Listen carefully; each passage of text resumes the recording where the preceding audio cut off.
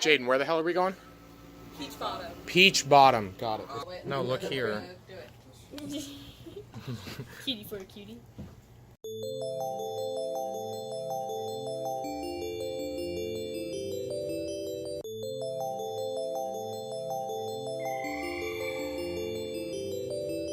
Bye.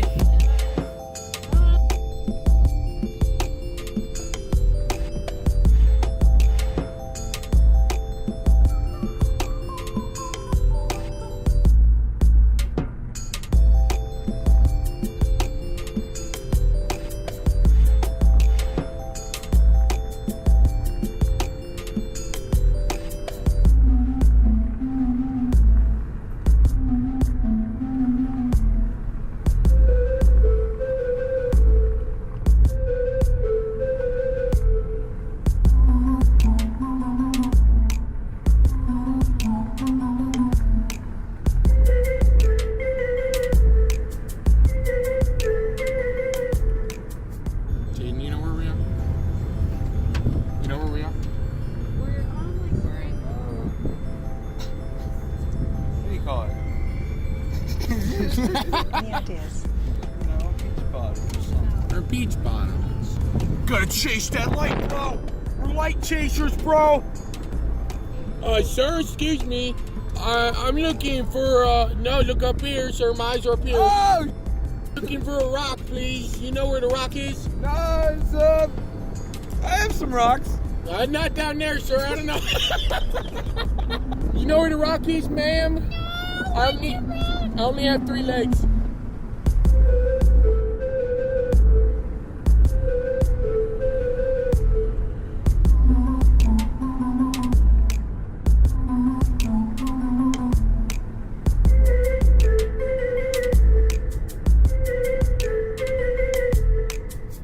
Yeah, right over there? Oh yeah, that's some good stuff.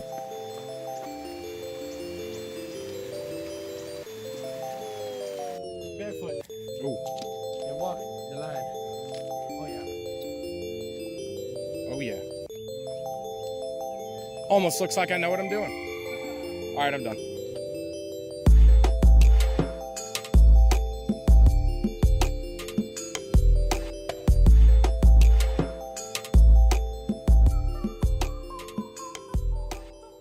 Hey guys, what's going on? Welcome back to the channel and welcome back to another video. In today's video, we are going to be talking about what I film with on a day-to-day basis. So what you just saw is a little bit of footage. A couple friends and I went out hiking, I don't remember how long ago that was, to be completely honest with you. But Lauren was super excited about being in the video, so Lauren, this one's for you. So I film with my Samsung Galaxy Note 8. Every YouTube video that I have made that is not captured footage from a video game has always been shot on a phone. I used my friend's iPhone to film some vlogs, some lazy vlogs that I did when I was younger. I filmed a lot of my videos on my Nexus 5, then my LG G3, then my Nexus 6P, and now I am on my Samsung Galaxy Note 8. And just to give you guys a little sneak peek of what the setup looks like, This is it. So basically I just have, I got my tripod set up right here, and then I have my phone up there. That is connected to my PS4 just because it's kind of dead and I need it to be charging. And then coming across, get a view behind the camera. That is our set. always tried to make the best content with the tools that I have readily available to me. Although personally I am yearning to get myself a larger camera such as a DSLR or some type of mirrorless camera, I think that the camera that I'm using right now is definitely enough to get me doing what I want to do. I just would like, first of all, side note, one of the main reasons that I want to get a new camera is I want a monitor or some type of screen that flips out just so I can see myself, I can see the frame, and it'll be a lot easier for me to set up the frame with myself in it. Like I said, there are some advantages and there are some disadvantages to filming with a cell phone. one advantage to filming videos with your cell phone is just the idea of convenience. Me personally, I always have my phone on me, so I'm never more than a couple seconds away from just snapping the camera open and recording some footage for a vlog, maybe getting some B-roll, filming a time lapse, doing anything like that. That leads me to my second point, which is the fact that this camera specifically is actually pretty feature rich. I can film slow-mo at 240 frames per second at 720p. I can record time lapses. This camera specifically has a pro mode that allows you to manually adjust your focus, your white balance, your aperture, your, what's the other thing? ISO. So this camera is pretty full-fledged, and it's very good. It takes nice pictures, it takes nice video, can film 1080p video at 60 frames per second. Good stuff. I personally believe that it's got a pretty low barrier to entry, I think I would say, which basically just means that almost anybody can hop into using their cell phone and recording video. All you gotta do is open the camera and hit the record button.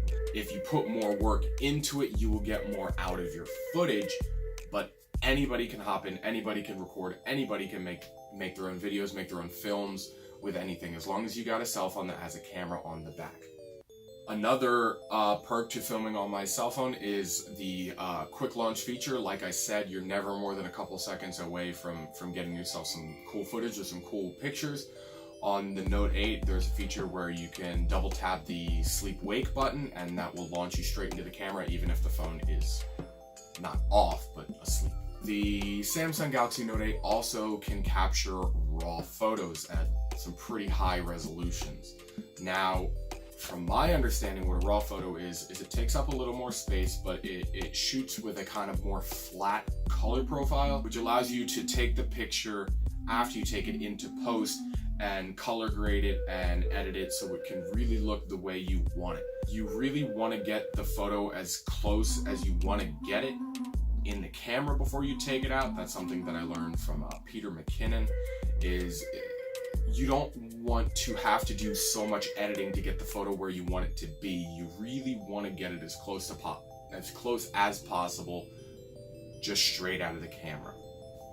Another perk to this phone specifically is it's got two different sensors. There is a wide angle sensor on the bottom, I think.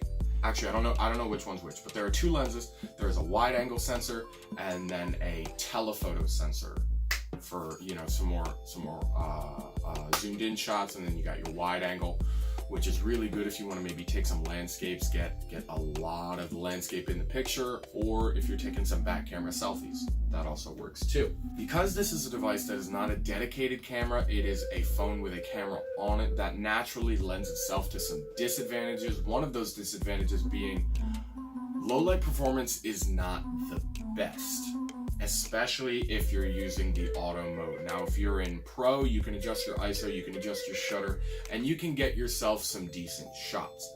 But in general, I would say low light performance is not where I would want it to be.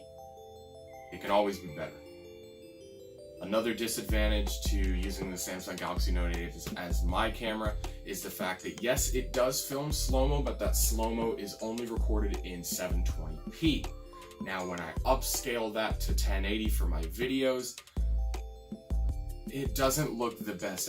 You guys saw in the last video where we went to Tukwon Glen, there was that shot where I was filming the river, and then I zoomed in on the kind of where the water was falling over that little ledge, and you could see it was kind of grainy. The footage was not of the quality that I would have liked it to be. It still served the purpose that it needed to serve.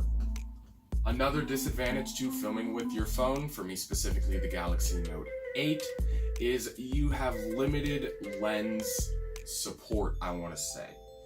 Yes, people do make lenses that you can put on the outside of your phone and do that, but you have nowhere near the control that you would get if you had a DSLR or a mirrorless where you could slap on an 18 to 35, you could slap on a 75 to 400, you could do a 15mm pancake prime lens. You have a lot of different options to play with for different styles of shooting to find what works best for you. For me, I kind of just have the phone and the two lenses, or rather the two sensors that are on the phone itself. A personal disadvantage for me for using the Samsung Galaxy Note 8 as my daily driver for my camera is that I really need to mess around with it more.